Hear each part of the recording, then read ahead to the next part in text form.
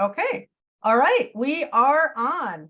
So it's 6:05 and my name is Sara Jung. I am with eXp Realty. I'm a real estate professional and I'm here with Michael Pankow and we're going to talk about a very important topic today.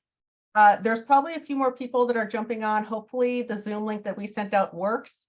I heard that there might have been some technical issues. So we do have some people on and we're going to go ahead and just get started and kind of get right into things. I do want to just do a little bit of a quick introduction. Michael is actually with CrossCountry Mortgage, and I'm really excited to have him speak today and give us the his expert guidance on reverse mortgages. Michael, I have told you before, with my lending background, I know just enough to be dangerous, but you're the expert, so I don't know that much. You know way more than I do. And so I'm still here learning all about reverse mortgages and all the benefits. So I can't wait to hear what you have to share with us today.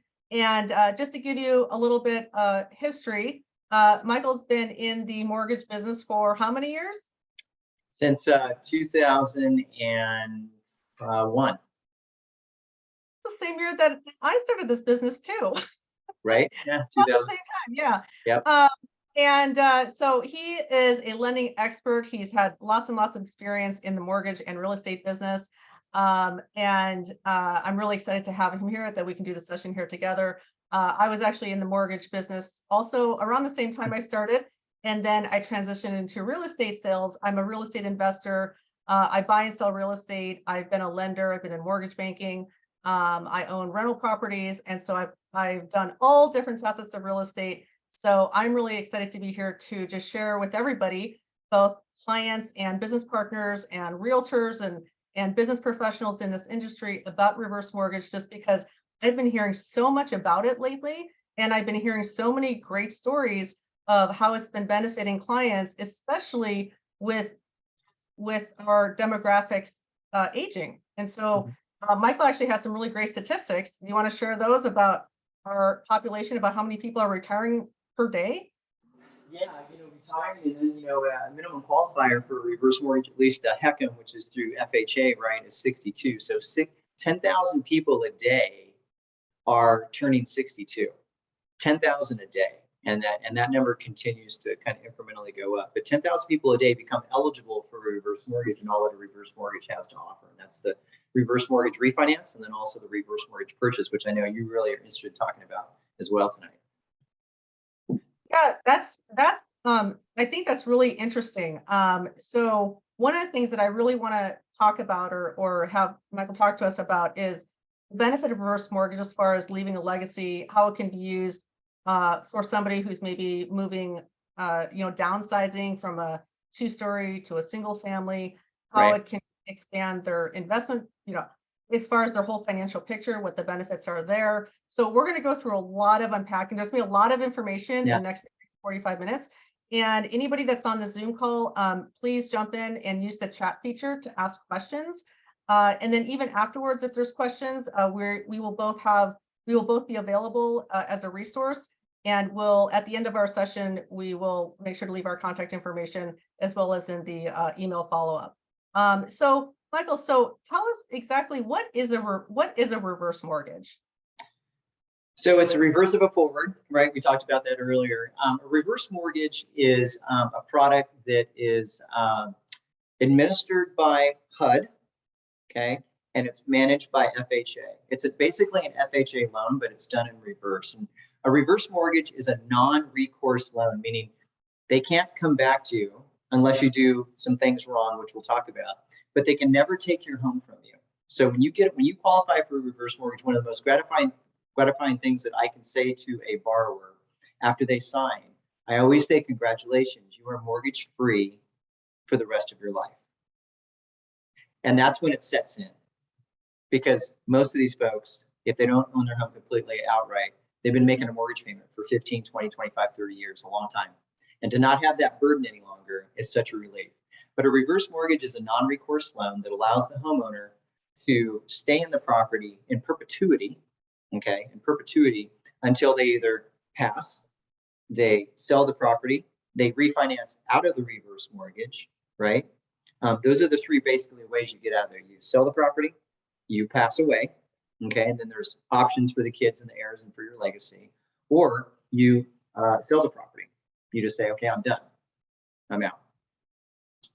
So again, it's double insured by FHA, which means nobody can ever step in front of the doubly insured process that's set in place by FHA. So let's say, for example, you had somebody come out and work on your house, and you're 75 years old, and you have a roofer come out, and the roofer wasn't satisfied with the payment you gave them, and then tried to do something funny on the back end and try to put a lien on the property. Well, they could do that, but they'd be behind FHA. They'd be in the third spot. So nobody could ever come in front of the FHA and take that property from you. Interesting. So when you say that you're mortgage free, that's a very powerful statement. So that's a big statement to make. Yeah. So what are the requirements to be eligible for a reverse mortgage as far as like your age and, Right. because, a traditional lending sense, we're qualifying based on, income and assets Right. and debt ratios and all of that. So how do you qualify somebody for a reverse mortgage? So on a high level, the minimum age is 62, unless we're talking about proprietary reverse mortgage, which is not FHA based. That would be an entirely different conversation, right? So 62 for a traditional home equity conversion mortgage, which is an FHA product. So 62 is the minimum. The second thing they're going to look at, again, at a high level, is they're going to say, okay, does this borrower have the ability to cover their taxes and insurance and the living expenses and any other debt that they're bringing with them, whether it be car loan, credit card? So when it comes to tax insurance, they look at the historical. Have they been able to cover the tax insurance historically over the last 3 to 5 years? And based on their current income and debts, and also living expenses, which I'll cover in a second here, are they going to be able to cover their tax insurance on a go-forward basis, even after they don't have the mortgage payment and it's been removed from their finances? So that's the first thing. Second thing is they're going to look at, okay, they're going to take the square footage of the property, and they're going to multiply the square footage of the property by 14 cents. And that's a rough number that they use for living expenses, paying for general wear and tear, maintenance, gas, heating, cooling. Those are the general living expenses, and the 14 cents per square foot is how they look at that. Then they do pull your credit. It's not a FICO driven program though. So they're not going to say, oh, you've got a 750, you get a better reverse mortgage. FICO score has nothing to do with it like it does on the forward side of our business. FICO score has a lot to do with it, right? But in a reverse mortgage, FICO score does not drive the equation. What they're doing is they're looking at your debts and seeing what kind of debts you have and how that's going to impact your ability to cover your taxes, insurance, and the living expenses as a whole. Well, that's interesting because that's a very different way to qualify than what we're normally used to. Right. And so tell us, because I know you've mentioned recourse and non-recourse a couple times. Can you clarify that a little bit? What does that mean? So a non-recourse loan, meaning they're not going to foreclose on you. They will never foreclose on you as long as these things are in place. It is an owner-occupied loan, right? That is one of the qualifications. It means you live in the property. So as long as you live in the property, they'll never take the house away from you. As long as you pay your taxes and your insurance. Now that's the same whether you own the house free and clear or you have a traditional mortgage on it. If you don't pay your taxes for 5 years on the property, the county can come in and seize the property. So that's the same thing with a reverse mortgage. That's the only time you can actually lose on a reverse mortgage. And I'm sorry, the question was again, so we're talking about that. Well, I was just asking to clarify the recourse versus non-recourse so people understood. Right. They may not have heard that term before. Right.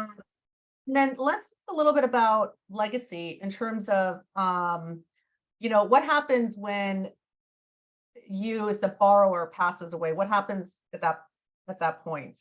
Right. With the house Okay. and the loan?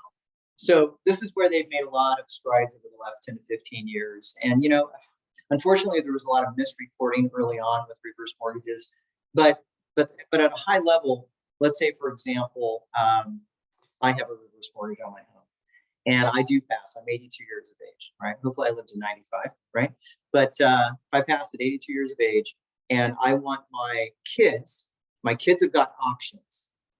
The options are this. They can buy the property, and FHA has done a great job of saying, okay, if the kids want to buy the property, they pay 95% of the appraised value, not what's owed on the reverse mortgage, but of the appraised value. There's a big difference there, right?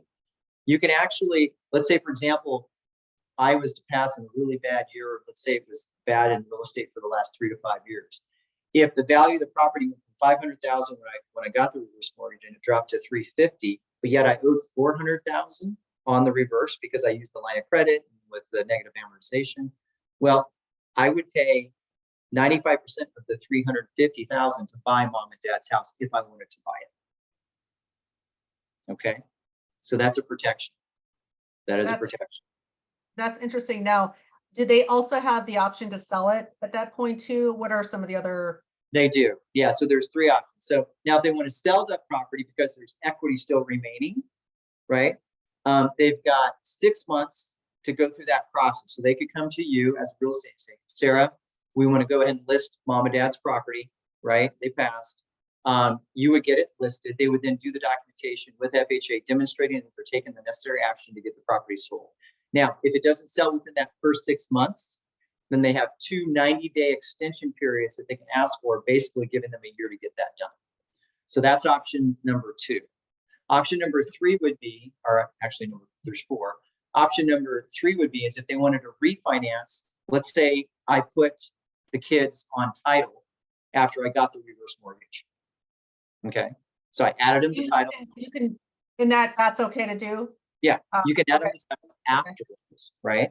Okay. And then if they said, well, we want to go ahead and since we're on title, we've got equity, we've got ownership, we want to refinance and get the house that way. Then you have to refinance for exactly what is owed on the reverse mortgage. So in the example I just gave, if it was 400,000 that was owed, they'd have to refinance and qualify in a traditional mortgage for 400,000.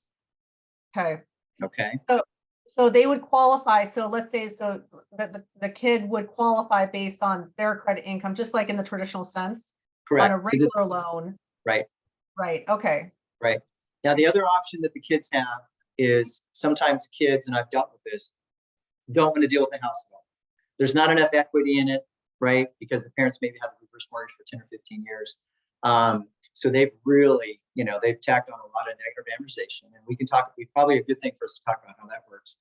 And the kids just say, I don't have any time for it. I don't want to deal with it. So they can do a deed in lieu of and just say, I don't want it, deed in lieu of, the bank takes it, the bank sells it for what they can get for it. Okay, but that's not considered a foreclosure. No, because you already passed. Remember this example, they passed.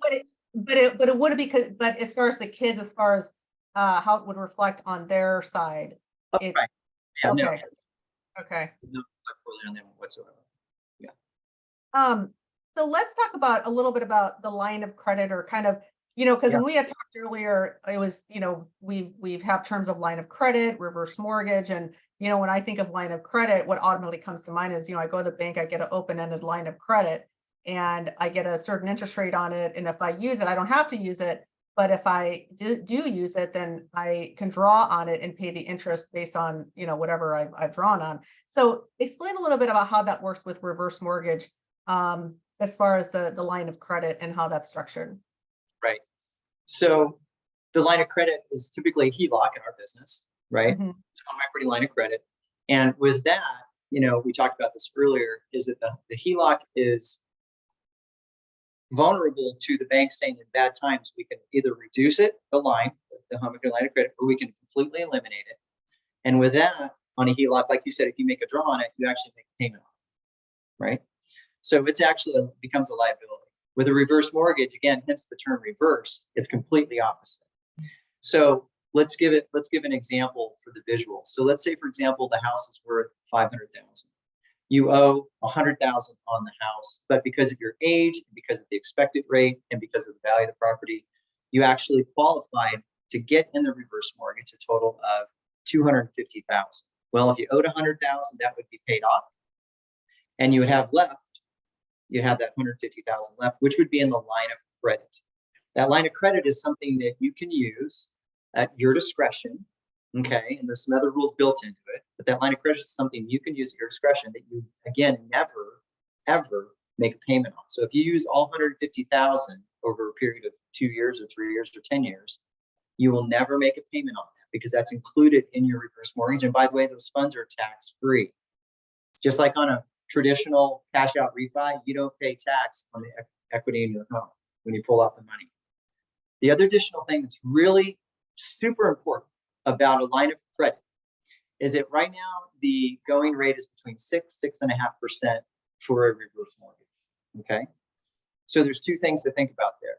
That line of credit that started in our example tonight at 150,000 would grow if that 6% was to stay, right, consistent, will grow at 6% every single year until that 6% change. It could go higher, it could go lower, but you're always going to get a return on that line of credit. Whatever the unused portion or the portion that you haven't drawn, it's always going to go up by that 6% or that 4% or that 5%.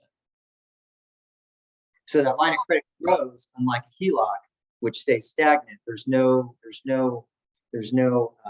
interest rate that's tacked onto your HELOC where it's actually going to grow in value. Right.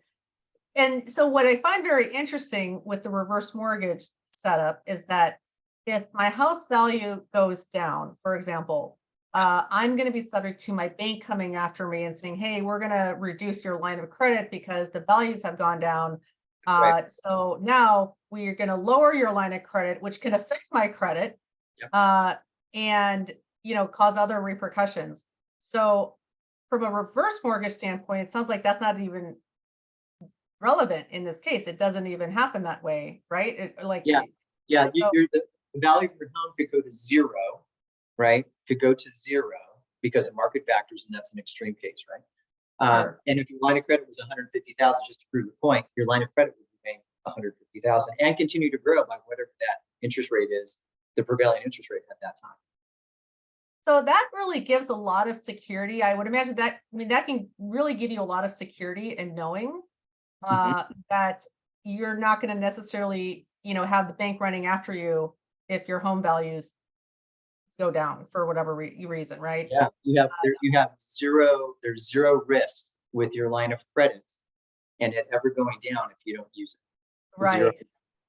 So if I'm in my retirement, and I, you know, am set up on a reverse mortgage, and you know, that I, you know, this is where I'm gonna stay put for the rest of my life. Yep. That is a really big selling point for me if, you know, if I'm putting myself in that situation, that I don't have to worry about that, right? So I can focus on other things in my life. I can focus on other my family. I can focus on other financial goals that I have. I don't have to worry about the fluctuation of the market, you know, with my mortgage having to change, unless, of course, I decide to change it.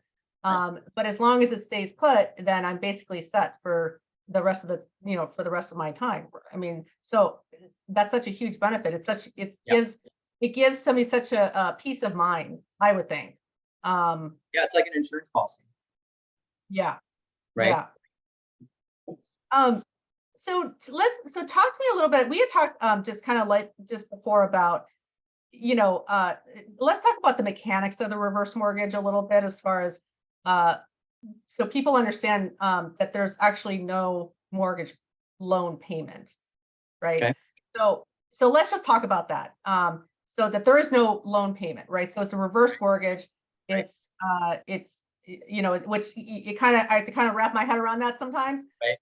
But there is no payment. So talk to me a little bit about that and how that works. There is no payment. No payment. But let's go a little bit deeper than that. Well, what happens what on the back end? So what happens is, let's keep using that same example where you had $100,000 balance. I think the big question people ask is, wait, there's no payment, so how does the bank make money? Right? Very good question. That's another question that I would have. How does it make money? So I think these go hand in hand. So let's say, for example, in the one we just talked about, you have a $100,000 balance that you start with because that was what you had to pay off in the traditional mortgage. Well, every single year, like your line of credit that we talked about that goes up by 6%, the negative, what they call a neg am, you know what those are, where it actually adds to the balance of the loan. Every year, if that interest rate is at 6%, well, the next year it's going to be at 106,000 that is technically owed to the bank. Next year after that will be 106 plus 6%, plus 6%, plus 5%, plus 4%, whatever that prevailing interest rate is, gets added to the balance. So when the bank does, get their money, and how they get their money is, again, you either pass away and they sell the house and collect their funds. Your heirs buy the house. That's how they collect their money as well. So they keep chewing into at 6% one year, 5% the next, 3% the next, 4% the next. They keep adding to that balance. That's how they get their money back. I see. Okay. So, over the years, as long as we've been in this industry, I've heard, on and off, I personally have heard, and I've had clients, just through kind of discussion and whatnot, how, and also just out there, just the chatter in the industry, Yeah. how reverse mortgages have had a bad rap. Yeah. And so let's talk about that a little bit. Why do you what is it about reverse mortgage back then that kind of kind of gave it a little, kind of basically gave it a negative connotation when you heard reverse mortgage? And how do you think things have changed now with the program? Well, I think it goes back, just it's a cultural thing, number one. So, what has been ingrained into the American psyche? Own your home, pay it off, live debt free, right? That's great when everybody had a pension, everybody belonged to a union, everybody got a retirement of some kind. Okay. That's not true today. So that's number one. So there's a stigma that's been bought into for a long time, that you pay off your house and that becomes the sacred cow. Okay. And that's what we're going to pass on to the kids. We may burn up the rest of our money over here, but we're going to pass the house on to the kids. But everything else in our portfolio, we're going to use to live and survive on. And hopefully we get a pension too. There was a lot of bad reporting, because what happens when things get talked about on the news, if they don't glorify it or if they don't dig deep enough, then it doesn't get reported accurately. So for example, and they use this in a lot of reverse mortgage classes, the elderly woman on the steps, and the news reporter sticks the mic in her face and says, "Hey, why are you losing your house? Why are they taking the house? Why is the lender taking the house from you?" "Well, I have a reverse mortgage." That's all that gets reported. What they didn't report is that she failed to pay her taxes and her insurance for the 5-year period. That's why she's losing her house, right? Which would have happened whether you had a forward mortgage or you own the home free and clear. The county could step in and take the house. And that's the only time you can lose your home, is if you don't pay your tax insurance, right? So there's been a lot of misinformation, because again, you've been in this industry since 2001. You've been in and around reverse mortgages, but you still have to wrap your mind around it. Right. So for the people that aren't in the industry, they really don't get it. They really don't get it. So it becomes this evil thing that if you do a little digging, you go, wow, that's actually the best financial instrument that's out there, with more protections than any other financial instrument that you can find in the market. And the more that I learn about reverse mortgage, I mean, to me, it's just a really great financial tool. Yes. To better your financial investment picture, right? Yes. To extend your whole portfolio. Yes. Because like as you said, back in the days, the idea was to pay off, be debt free, pay off your home, pay the mortgage for 30 years. Well, I don't know anybody that is going to pay off their mortgage, I don't know anybody that is going to stay in that house for 30 years and pay off that same loan. Right. It's just like it just doesn't, that culture is just gone. So what I see a lot now is that people are using mortgages as tools, as leverage. Yep. To get to get themselves to the next level of where they want to be financially. That's right. So it sounds like to me it's a great financial tool to do that. Is there, in your opinion, because with any of these programs and mortgage and finance and it's not always a one size fits all. Mm-hmm. Do you have an opinion as far as who is a good fit for reverse mortgage versus who is not a good fit?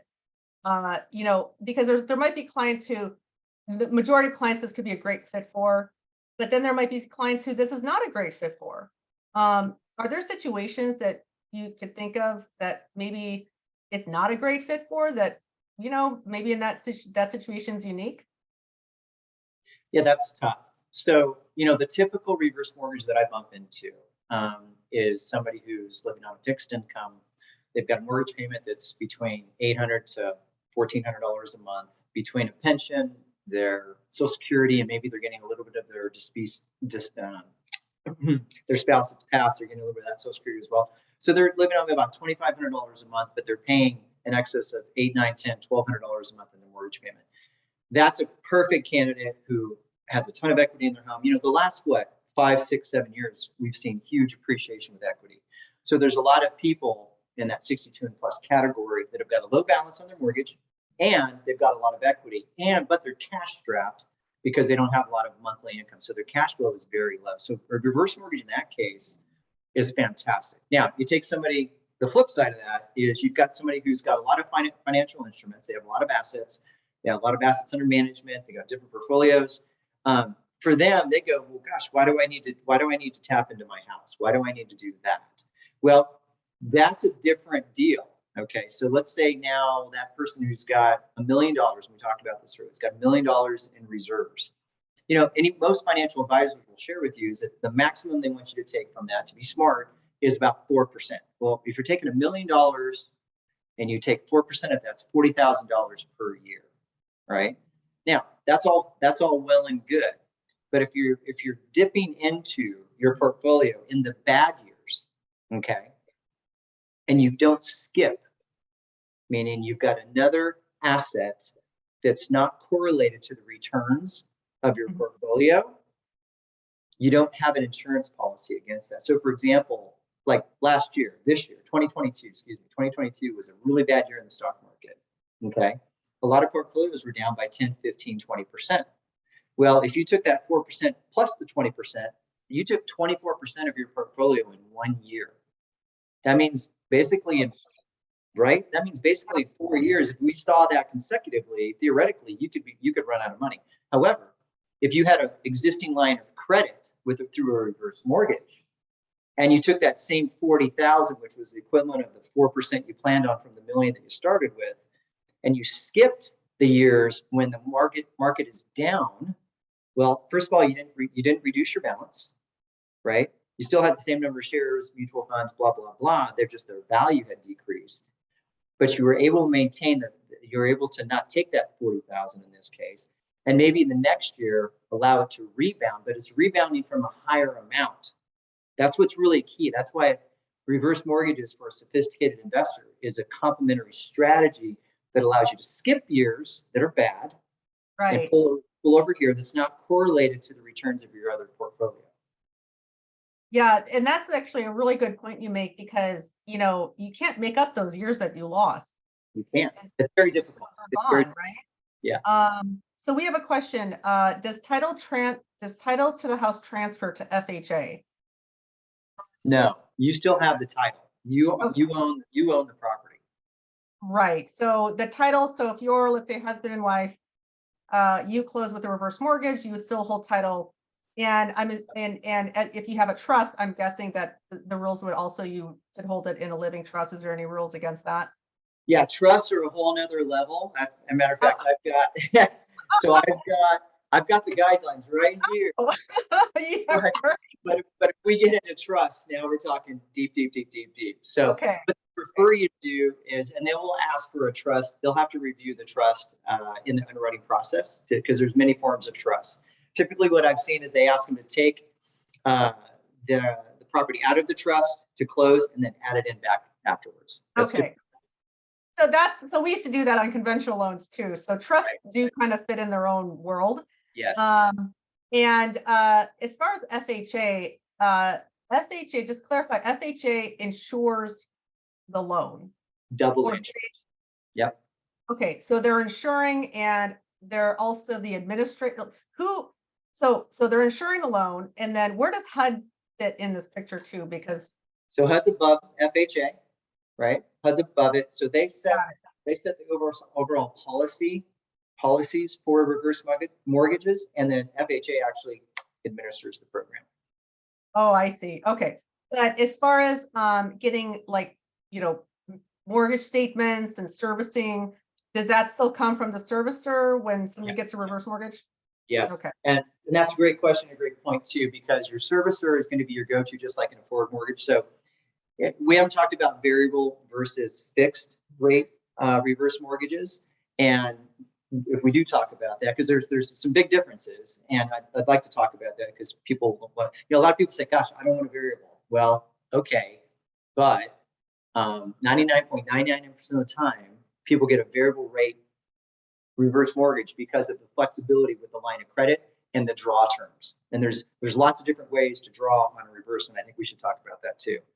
But yeah, there's two types of reverse mortgage. There's a fixed and there's also a variable, and that really impacts your draw amounts.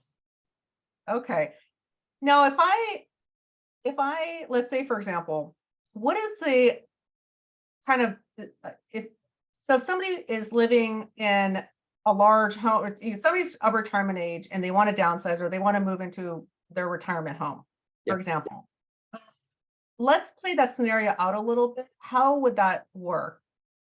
So for example, they have a house now, they're going to sell it. They want to buy something that they're going to, retire for the long term. Maybe they go into a retirement community or 55 and older, or they just want to downsize into a single family, whatever. So the process would be, so let's just kind of talk about that process. So the process would be they would sell their house, right? Mm-hmm. And then if they were to purchase their home with the reverse mortgage, how does that work? So let's even back up a little bit more. So let's say they reach out to you and said, "Hey, you know what? We want to downsize. We got a 2-story. We're empty nesters now, and we want to move to Lincoln Hills." So you're going to list the house, and then they say, "You know what? We want to do a reverse mortgage purchase." On the flip side of that, so while they have the house listed, we're getting them qualified for the reverse mortgage purchase based on them selling the house and whether they have the equity in the current residence to make the down payment between their cash, their assets, and the equity that or let's say the revenue that they get from the sale of their property. They're going to use that to make the reverse mortgage purchase. So whether the personal cash, proceeds from the sale, whatever it is, they're going to have to use money to make a purchase. Now, in the qualifying, they're going to take their age of the youngest borrower. So let's say you have husband and wife. Husband 65, wife is 70. I'm just flipping that around. Okay, so husband 65. They're going to base the qualifying based on his age because it's always the youngest person in the couple. Okay, if it's a married couple, it's the youngest person. They base it because it's all based on life insurance tables, right? Life expectancy. So they're going to take, in this case, his age at 65. They're going to take the expected rate. The expected rate is the average over the last 2 years of the rate that's going to be applied to the loan. It's an average, okay? Not the actual, but the average. And that's what they use to actually calculate how much they're going to have to come to the table with. So they take his age, the expected rate, and the purchase price, and that's going to drive a number. Now, I can do an example if you'd like. I can share with you what that looks like. So let's hold that thought. We have a question. Can you make payments towards your mortgage if you want? Yeah, you can. Absolutely. Yep. You can make so let's say, for example, it's $100,000 principal balance that you started with. If you said, "Hey, for legacy, because I want the kids to have more, I could make a $6,000 per year payment," because that would be the 6% interest, or the total of 6% times 100,000 would be $6,000 that you'd be going negative every year. So you could actually pay that if you want. You could pay it off completely if you wanted to. Okay. Yeah. So let's go back to the app here real quick. Okay, so let's go back to the numbers again. Let's say that I'm selling my house for $1 million. Okay. So then based on what you're saying, you're going to come up with a calculation based on the age, like all of these different factors, right? But if we want to put down more equity, can we do that? Oh, sure. Yeah, you could always make that choice. Okay. You could always come in with more money. Absolutely. No one's ever going to say no to that. Okay, so let's see here.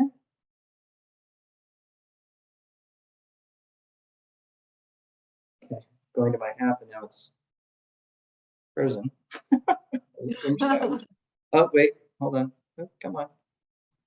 Getting that's really strange. Oh, here we go. Okay. All right. So let's say the home they're going to buy, right? Let's say the estimated value. What's a estimated value of a home in Lincoln Hills? About 550, 600,000. Let's just say 600,000. Okay. So 600,000. Okay. And what I said was 62 was the youngest borrower. I'm 65, excuse me. And let's say the expected rate is 6%. Okay. So they would have to come in with 391,000 roughly. These are rough numbers, by the way. Sure. $391,200 as the down payment. And again, they would be mortgage free for the rest of their lives on that purchase. Okay. So in this case, about 50%.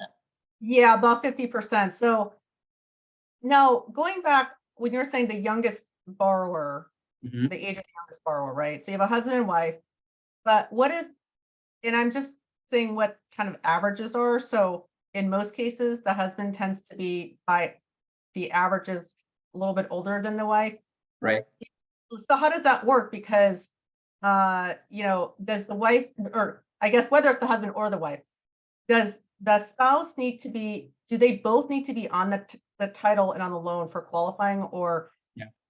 Because let's say, so if the spouse is not working, but one's retiring, how do you work around that, or how does that work? Can you have one spouse that's younger, that's not of retirement age, still have their other spouse qualify for the reverse mortgage, but not, you know what I mean? Yes, absolutely. So there's borrowing spouse, and there's what we call an NBS or a non-borrowing spouse. And there's Okay. advantages. There's strategic reasons why you would go with non-borrowing spouse, even if they're over the age of 62. So the non-borrowing spouses, they're not on the loan, and they're not on title, and they don't really have any protections. Okay, that's a non-borrowing spouse. If they are a borrowing spouse, then, and you want to make sure, hey, I want to make sure that my wife or husband is absolutely covered, even though they're not 62 and above. You're going to put them on the loan. And let's say, for example, I'm 65 and my wife is 55. She's 10 years younger than I am. Okay. But I want to make sure there's absolutely no issues if I was to pass before her. I'm going to put her on the loan. We're going to use her age of 50. The lender would use her age of 55. She would be on title. She would be included in the reverse mortgage. And if anything happened to me 20 years down the road, she would live in the property in perpetuity with no problem. I just wouldn't, we just as a couple wouldn't qualify as much. Now, the other strategy is wife is 55. Okay. We don't put her on the loan.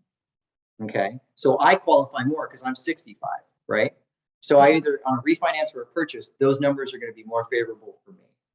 Okay. And ultimately us. Now, if I add her to title though, and we were married at the time and she was living in the house at the time that I got the reverse mortgage, under the Bennett ruling, most recent mortgagee letter from HUD in 2021, is that she would also be covered because she was my spouse at the time I got the reverse mortgage and I added her to title. She would be covered and also be able to live in the property in perpetuity without a reverse mortgage or payment, and or them foreclosing on her as long as she maintained her residency as her primary residence. Got it. Okay. Well, yeah, so that's helpful because I could imagine situations where somebody might think, oh, we may not even qualify because my wife or husband is not even of retirement age. That'll just disqualify us automatically. Exactly. So that's a good point to make. Yeah. There's also one other strategy if you don't want to add them to title for whatever reasons, and who knows what those may be. But you could also, again, I'm 65, she's 55. You could also take out a life insurance policy on me that would cover the reverse mortgage in the event of my death. And you never add her to title, pay off the house, it's willed to her, it's done. Okay, well, those are really great options to know about.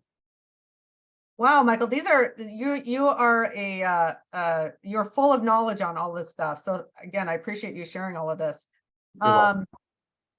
So one of the questions that came up was, are reverse mortgages expensive? And I have heard, there's a cost for, every time you go get a loan, there's going to be costs associated with it. Yep. Are there any costs associated with a reverse mortgage that you can kind of just give us an overview of? And then is it different from like a regular, like, if I get an FHA loan, there's mortgage insurance, conventional loan, there's closing costs, things like that. So kind of give us an overview of what the main expenses are on a reverse mortgage. So you're going to have, the process, and again, this is a small cost, but I just want to put it out there. The process, you have to get counseling when it comes to a reverse mortgage. You have to get counseling before you can actually even order the appraisal. And that's on a purchase and or a refinance. Now, And is that HUD approved counseling source? Okay. Yes. Yeah, it's HUD approved counseling source. And as the lender, I cannot be involved in any of it. All I can do is when we print out their proposal / application, it'll have a list of HUD certified counselors with their telephone numbers that we say, okay, these are the people you can call. And again, we can't be a part of it. They go through them. They make sure that they've got the mental recall. They want to make sure that they know what they're doing and what they're getting into when it comes to a reverse mortgage. They understand how the reverse mortgage works. Is there any elder abuse going on? Again, seniors are a protected class.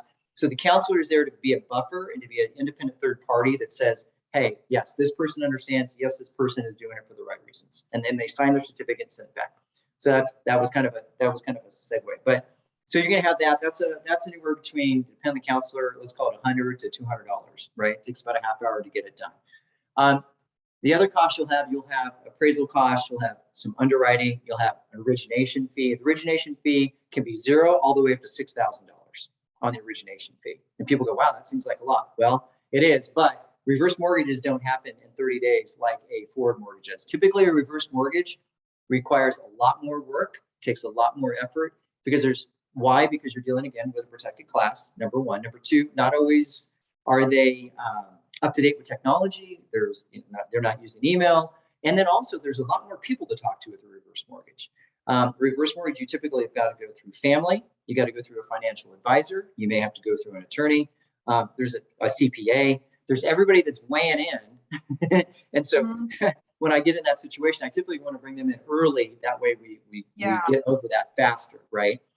The biggest expense, though, associated with a reverse mortgage, and we've talked about this a lot already, is the MI, is the mortgage insurance, right? That's always going to be the largest expense when it comes to a reverse mortgage because, again, it's a non-recourse, and again, it's doubly insured by FHA. So they make sure that they collect that up front.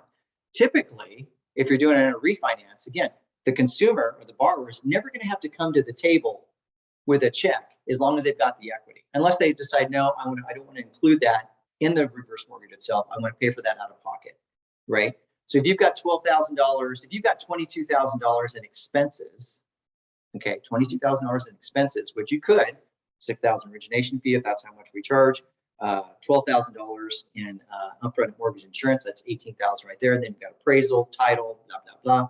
You could be easily at $22,000, $25,000 really fast, right? But the largest single expense is the mortgage insurance 100% of the time. 100% of the time.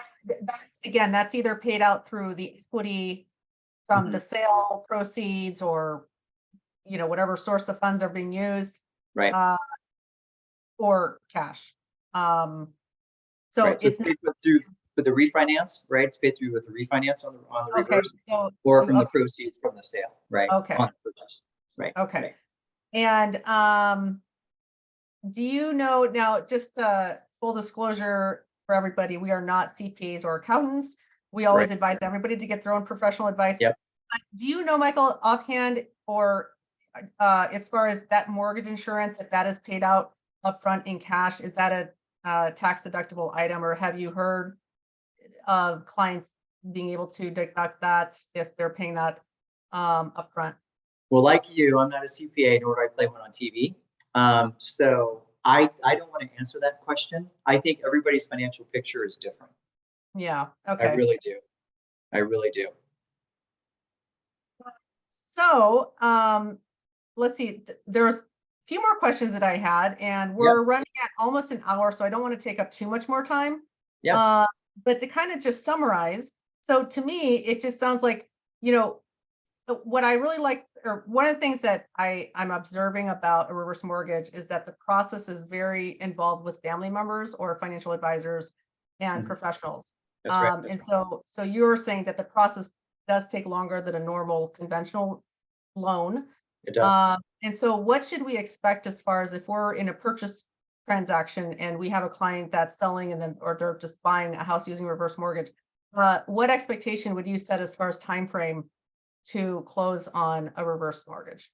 Well, a reverse mortgage in terms of like the underwriting process and all of that, remember, they've got to get the counseling done. So the counseling can be done at any point in the process, but until that counseling is done, I can't order the appraisal legally, right? So there's an 8-day period after the counseling is done and they've signed and said, okay, the counseling was done on 1 January 2023. That means I can, on the 9th day, January 9th, I can actually technically order that appraisal, right? So that's the first consideration. Typically, there is a difference in timeline in terms of getting them done with other people involved. Typically, a purchase, because there's no legacy issues, the family's not getting involved in that because mom and dad are buying that house, or dad or mom are buying that house. I'm not concerned about legacy issues with that. CPA is not involved typically. It's when they do a refinance, everybody wants to pile on and say, well, wait a minute, I got some skin in this game here. You know, what's this reverse mortgage going to do to me? Despite the fact it's going to help mom and dad with cash flow and make their life better, but what's it going to do to me? Because I was planning on inheriting that house, right? So that's when people start stepping in. So in terms of underwriting is pretty straightforward. It's 3, 4, 5 days. I mean, it's just like a forward mortgage. In terms of getting the appraisal ordered, it's an FHA appraisal, right? So that's going to take whatever it is right now. Right now, we can get them pretty quick, right? So it's pretty fast. So with an FHA appraisal, are we still, when we do an FHA appraisal, are we still setting the expectation that the house needs to meet FHA guidelines as far as condition of property? Yeah. So all the health and safety conditions that apply for normal FHA appraisal will apply for a reverse mortgage. Okay, that's good to know. Yep. So we're gonna start wrapping up here. And one of the questions that came up that I think we had talked about a little bit ago was, can you put the title and trust after closing? I went ahead and just put yes. We had kind of already touched on that. Yeah. But Michael, but yes, that is correct. We can, after closing, we can, again, trust is a kind of a whole nother animal, but yes. But what you are saying is that yes, we can put title and trust after closing. Yeah, we can. And if I could, I'd like to come back to the investment for actually obtaining the reverse mortgage. You know, if you're going to, let's say you had the reverse mortgage for 5 years. Well, and let's say in this case it was $5,000. I'm sorry, $25,000 for the closing cost was the example we just gave, right? Well, if you amortize that out, that's $5,000 per year. Now, if you had the reverse mortgage for 15 or 20 years, right, that cost goes way lower. It goes much down because you're amortizing over a longer period of time. Right. So there's that to consider when you're looking at that. The other thing when it comes to the investment in a reverse mortgage is that it's the only product in the world that you can get that has the features we talked about tonight. The line of credit that actually goes up, the fact that it's non-recourse, right?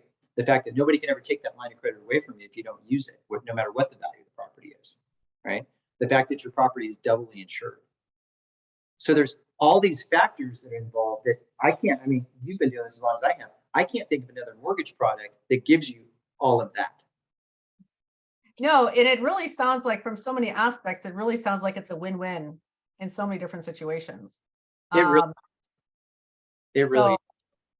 Yeah. So again, the topic of reverse mortgage has been coming up more and more, and I think as our population ages more and more, we have 10,000 people turning 62 a day.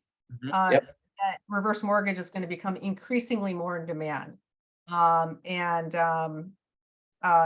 from what I can see and everything that I've learned, I think that it's a win-win in so many different ways. So I really appreciate all the information you shared today.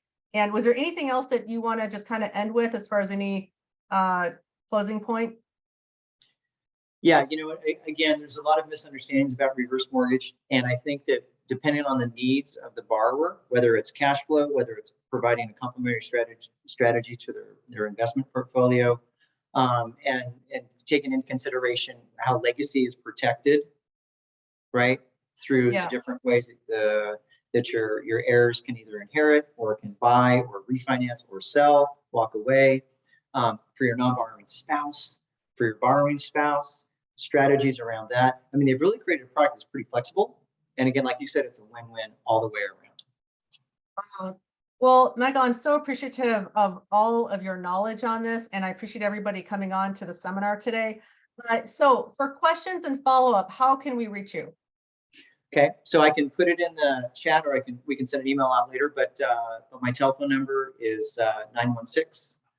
You want to put that in there for me? I will put it in for you. So 916.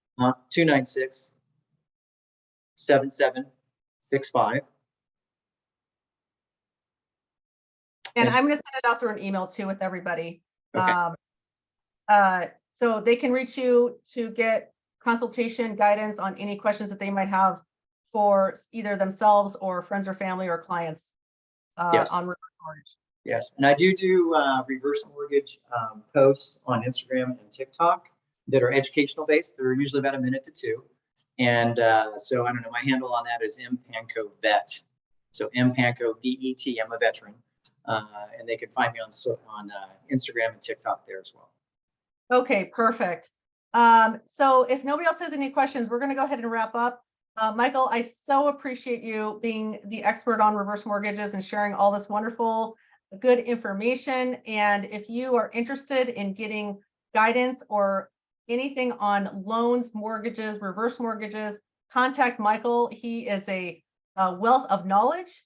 And if you are needing guidance or information or help on selling a home or buying a home, you can contact me. My number is listed up there, but it's 916, the 741 number with eXp Realty. And we are just here to serve you. And Happy New Year, everybody. And we'll see you next time. Yeah. Thank you, everybody. Happy New Year. Everybody, take care. Bye-bye.